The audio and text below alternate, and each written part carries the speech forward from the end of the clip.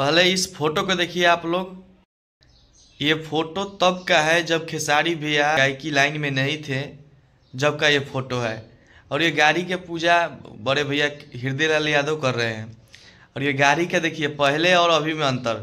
जब इस गाड़ी को आप लोग ध्यान से देखिए, इस गाड़ी में एक ही ऐनक है।